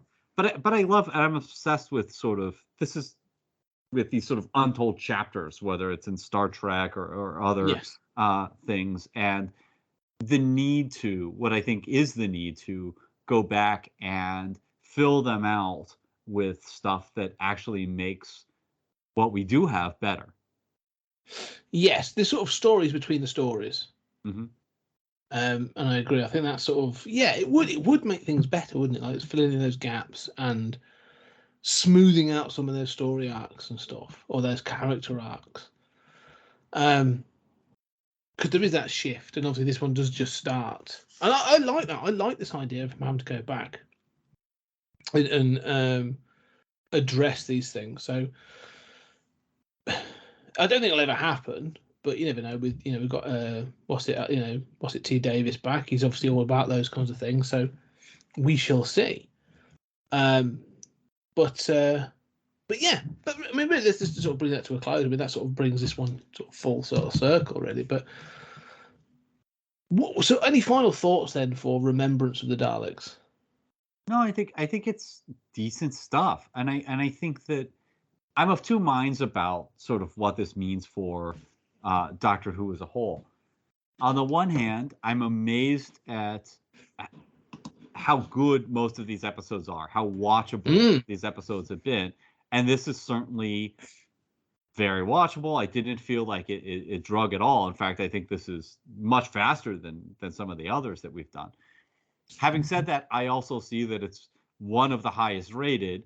I think in some list that they did, somebody did, it was like 7th of all time of the original. So, which, all right, that's about fine. But then you think, right, so this is sort of middling good for me. There are 6 serials better than that. That's this is a pretty low bar. So that's sort of my two minds about it. And having seen whole seasons, I do think it's good. It works, but it's old Doctor Who, so I love it, but it has these flaws. Right? Yeah, it does have sort of slightly gay. I'm very much the same. I think I feel very. I really enjoy this serial. Like it's 4 parts. It flies by it like at a pace. It's action packed. I think some of the practical special effects are good. I like this Doctor. I like Sylvester McCoy as a Doctor. I think going through this season and the next, I really enjoy 25 and 26. I think there's some really good stories in there, and I find the Doctor really interesting. I find Ace good as well. Like she develops to become, even in the next season, like she's got even more agency. Like she's actually sort of directing parts of the adventure and stuff, which is great. And so I think it was sort of heading in a new direction. And I think it's a real shame that this then got cancelled in the way it did. But for Remembrance of the Daleks, I think it's great. You're right. It's really good fun. I really enjoy it.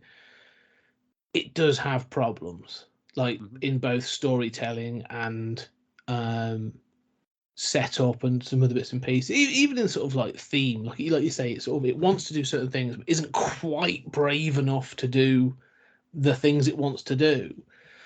And I wish it had the balls just to push it that a little bit further. And I think it would be excellent.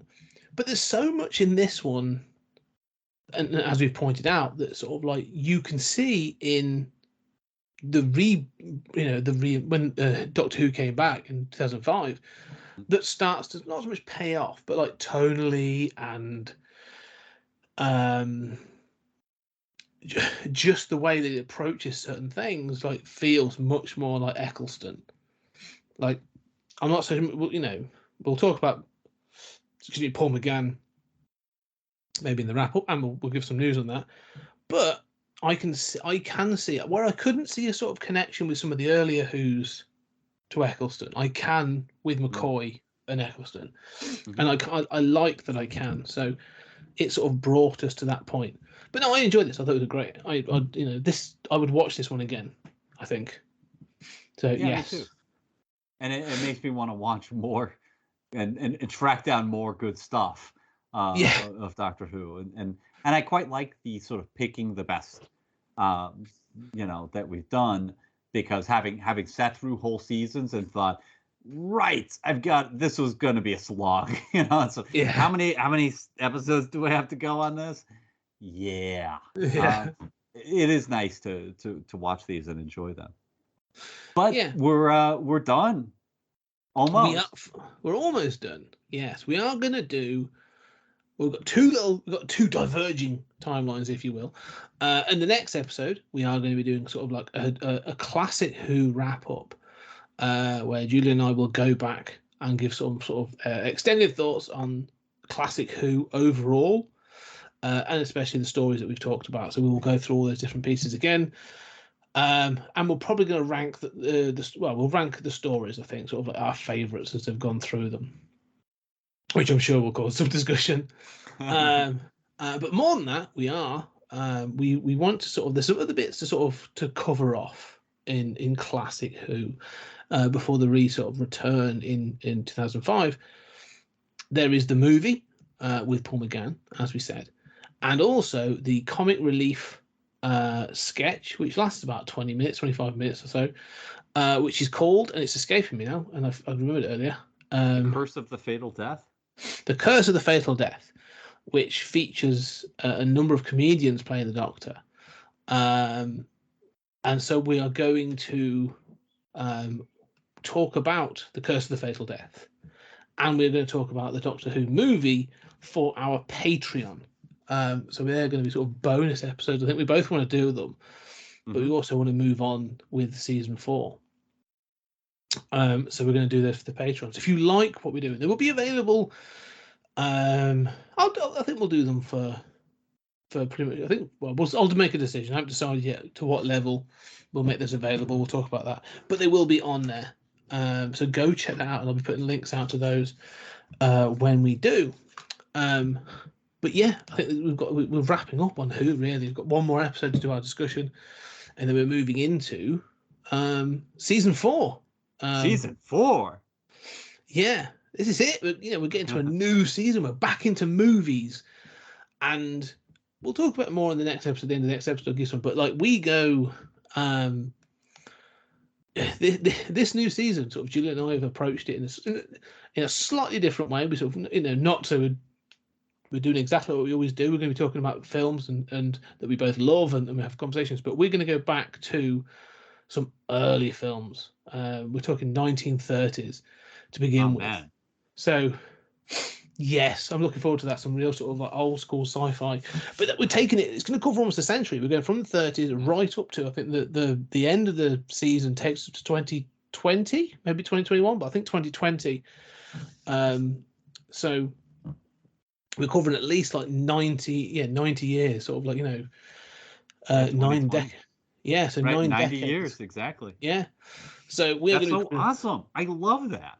Yeah, so we've got some great stuff coming up in the future. I'm very, very excited about, and we will release that information soon. Once the wrap-up episode has been released, I'll be releasing the full list of movies we are going to be covering in season 4, and you can start getting excited for those. So anyway, Julian, as always, thank you very much. It's been great fun, this.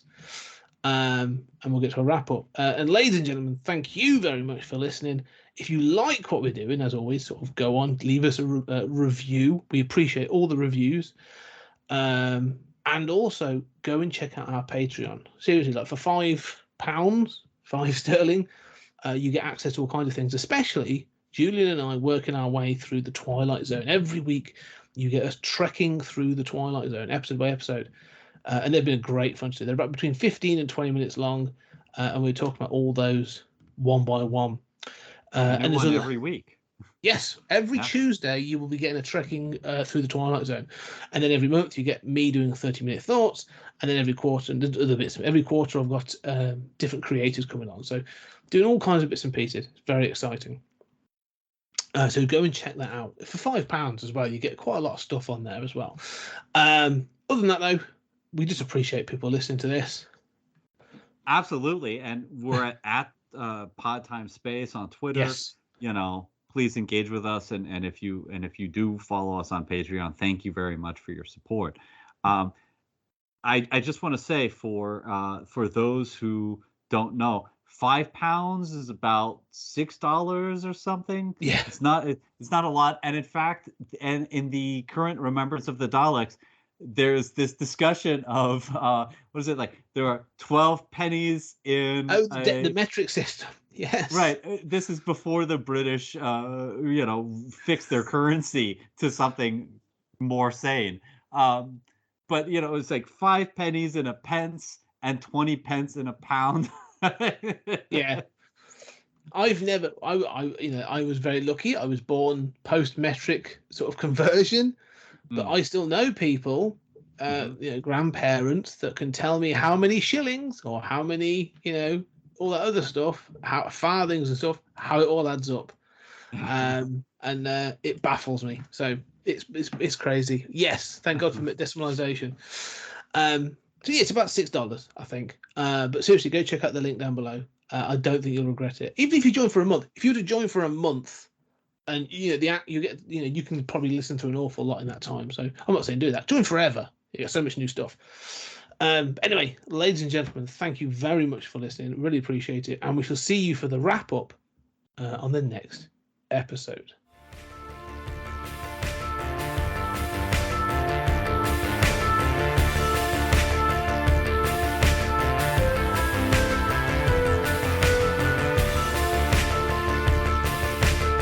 There's something very important I forgot to tell you. What? Don't cross the streams.